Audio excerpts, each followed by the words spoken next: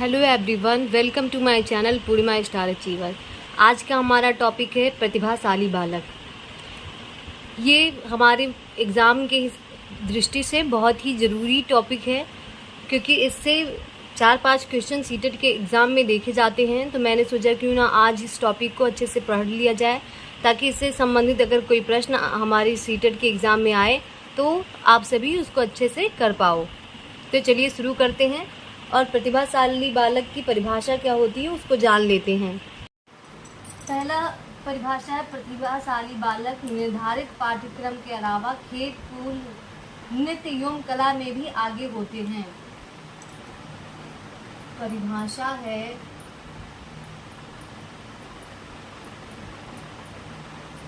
प्रतिभाशाली बालक निर्धारित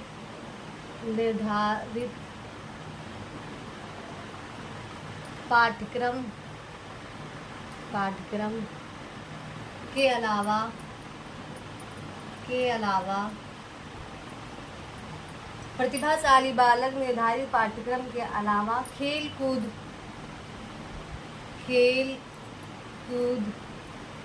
नृत्य एवं कला में भी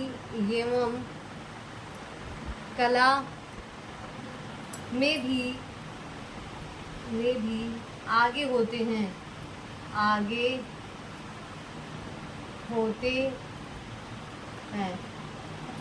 ये परिभाषा क्रो एंड क्रो ने दिया। किसने दिया? Crow and crow. प्रतिभाशाली बालक निर्धारित पाठ्यक्रम के अलावा खेल कूद नृत्य एवं कला में भी आगे होते हैं। चलिए और भी एक परिभाषा जान लेते हैं जो क्रो एंड क्रो ने ही दिया है। वो है प्रतिभाशाली बालक की बुद्धिलब्धि। प्रतिभाशाली बालक की बुद्धिलब्धि प्रतिभाशाली बालक की बुद्धिलब्धि 130 प्लस होती है। 130 प्लस होती है।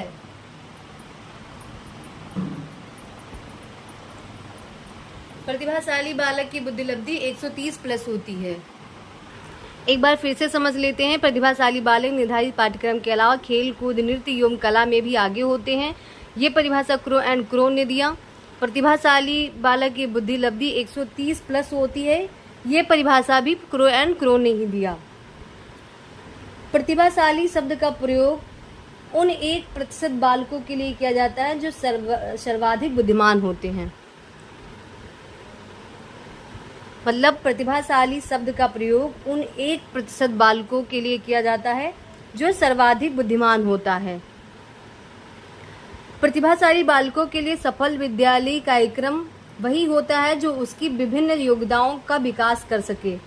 चलिए आगे बढ़ते हैं और प्रतिभाशाली बालक की पहचान कैसे कर पाएंगे ये जान लेते हैं। आगे बढ़ते हैं और प्रतिभाशाली बालक की पहचान कैसे कर पाएंगे ये जानते हैं।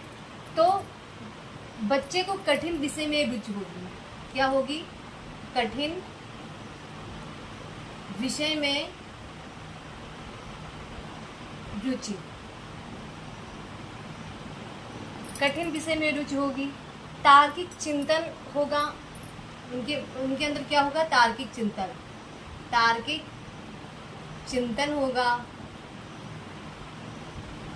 चिंतन होगा।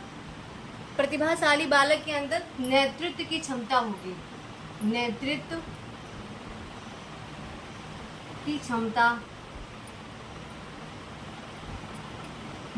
क्षमता होगी। विद्यालयी कार्यों में सबसे आगे। विद्यालयी कार्यों में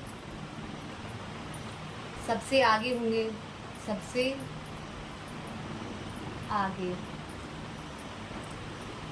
विद्यालयी कार्यों में सबसे आगे।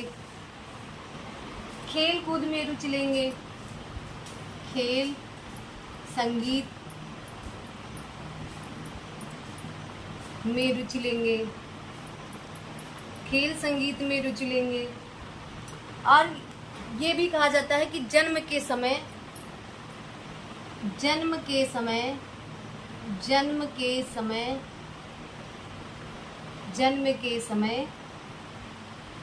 ये सामान्य बालक से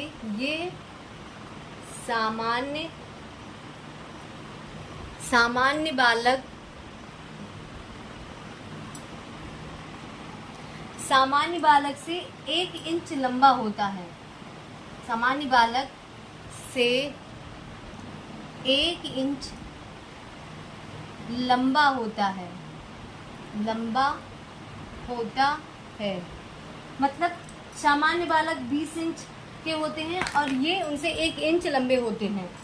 फिर उत्तरदायित्व की भावना होती है।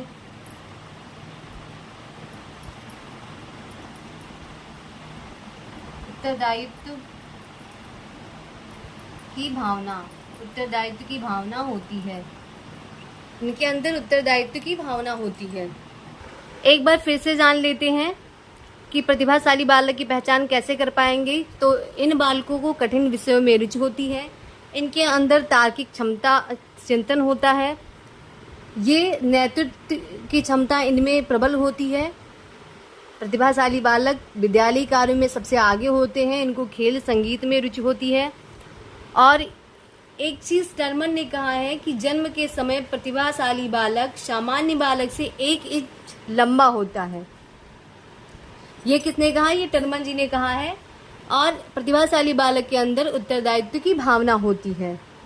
तो मैं आशा करती हूँ कि आपको प्रतिभाशाली बालक और उनकी पहचान कैसे करना है ये समझ में आ चुका होगा। अगला टॉपिक है प्रतिभाशाली बालक के शिक्षा का स्वरूप। तो चलिए इनके शिक्षा का स्वरूप कैसा होता है ये भी जान लेते हैं। विशिष्ट विद्यालयों की स्थापना। विशिष्ट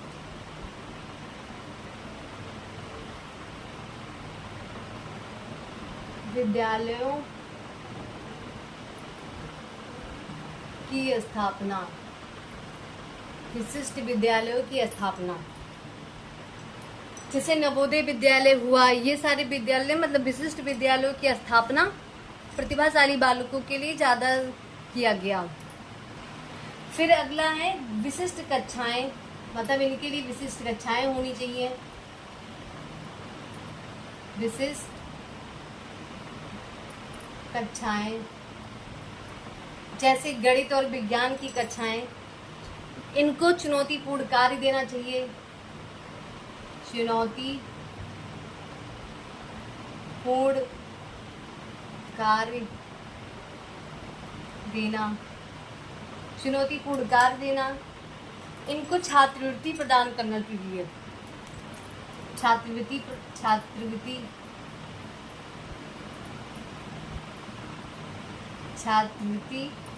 प्रदान करना। छात्रवृत्ति देना क्या मिल ही रही है, मतलब बहुत सारे ऐसे बच्चे हैं जिनको छात्रवृत्ति मिल रही है। कक्षा में प्रदर्शन का मौका, कक्षा में प्रदर्शन का मौका, कक्षा में प्रदर्शन का मौका। कभी कभी निचली कक्षाओं में, कभी कभी निचली कक्षाओं में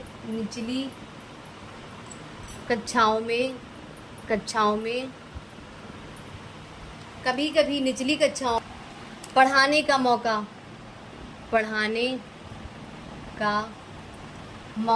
कभी कभी निचली कक्षाओं में पढ़ाने का मौका। और है निर्धारित पाठ्यक्रम के अलावा, निर्धारित पाठ्यक्रम के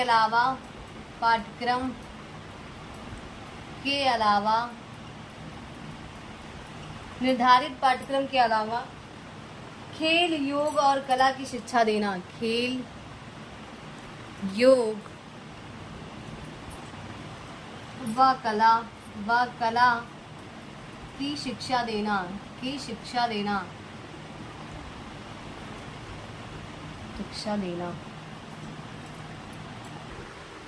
प्रतिभाशाली बालक की शिक्षा का स्वरूप विशिष्ट विद्यालयों की स्थापना होनी चाहिए, जैसे नवोदय विद्यालय है। विशिष्ट कक्षाएं होनी चाहिए, जैसे गणित और विज्ञान की कक्षाएं अलग से होनी चाहिए। चुनौतीपूर्ण कार्य देना, मतलब प्रतिभाशाली बालकों को हमेशा चुनौतीपूर्ण कार्य देना चाहिए। इनको छात्रवृत्ति प्रदान करना चाहिए। इनको अपने आप को प्रदर्शित करने का एक मौका कक्षा में देना चाहिए। कभी कभी निचली कक्षाओं में पढ़ाने का मौका देना चाहिए कि वो जाके अपनी नीचे वाली कक्षा को पढ़ा सकें। निर्धारित पाठ्यक्रम के अलावा खेल, योग व कला की शिक्षा देना, मतलब इनको सिर्फ जो निर्धारित पाठ्यक्रम है वही नहीं पढ़ाना चाहिए, इसके अलावा खेल, योग व कला की भी शिक्षा अलग से प्रदान करनी चाहिए। आज हम लोगों ने प्रतिभाशाली बालक के बारे में अच्छे से समझ लिया है कि प्रतिभाशाली बालक क्या होता है, उसकी पहचान कैसे कर सकते हैं और उनकी शिक्षा का स्वरूप कैसा होता है। अगर इससे संबंधित कोई प्रश्न आपके प्रश्न पत्र में आएगा तो आप अच्छे से उसका उत्तर दे पाओगे। ऐसे ही मेरे वीडियो को पाने के लिए मेरे चैनल को सब्सक्राइब कर लीजिए, बेल आइकन प्रेस कर लीजिए, जिससे मेरी वीडियो की नोटिफिकेशन आप सभी तक पहुंचती रहे। और मेरी वीडियो को शेयर कीजिए, लाइक कीजिए और कमेंट करके ज़रूर बताइए कि आप सभी को मेरा वीडियो कैसा लगता है। धन्यवाद।